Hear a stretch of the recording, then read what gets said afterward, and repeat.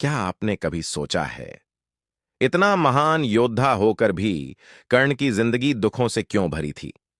क्योंकि ये दुख सिर्फ इस जन्म के नहीं थे, ये उसके पिछले जन्म के कर्मों की सजा थे। त्रेता युग में रावण के वध और विभीषण के राज्यारोहण के बाद असुरकुल में जन्मा एक अत्यंत शक्तिशाली युवा, दंभोभव नांग। उसने सूर्यदेव को प्रसन्न करने के लिए कठोर तप किया और मन में एक ही चाह रखी। अमृत सूर्यदेव उसकी तपस्या से प्रसन्न हुए और बोले, वर मांगो। दंभोभव ने वर मांगा, सदा जवान रहने का, असीम शक्ति का और अमर होने का।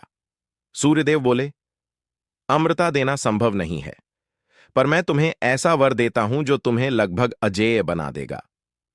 सूर्यदेव ने उसे 1000 स्वर्ण कवच प्रदान किए, जो अदृश्य थे।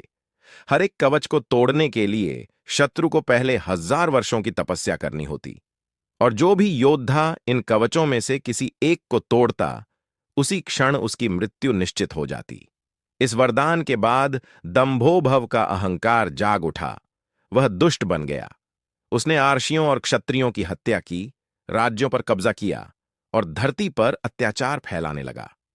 धर्म की रक्षा के लिए नर और नारायण प्रकट हुए। जब भी नर युद्ध करता, नारायण पीछे जाकर 1000 वर्षों तक तपस्या करते ताकि एक कवच टूट सके। निश्चित समय पर जब नर युद्ध में उतरता, कवच टूटते ही नर मारा जाता। तब नारायण उसके पास आकर उसके कान में महामृत्युंजय मंत्र का जाप करते और उसे पुनर्जीवित कर देते।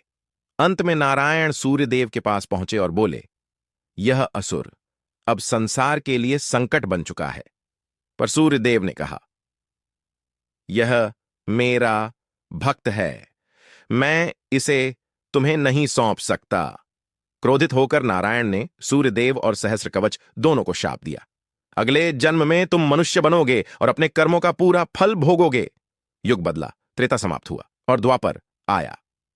नर और नारायण ने जन्म लिया, अर्जुन और कृष्ण के रूप में, और वही सहस्र कवचधारी असुर जन्मा कर्ण के रूप में। यही कारण था कि दानवीर महावीर होकर भी कर्ण का जीवन संघर्ष और पीड़ा से भरा रहा, क्योंकि कर्म कभी किसी को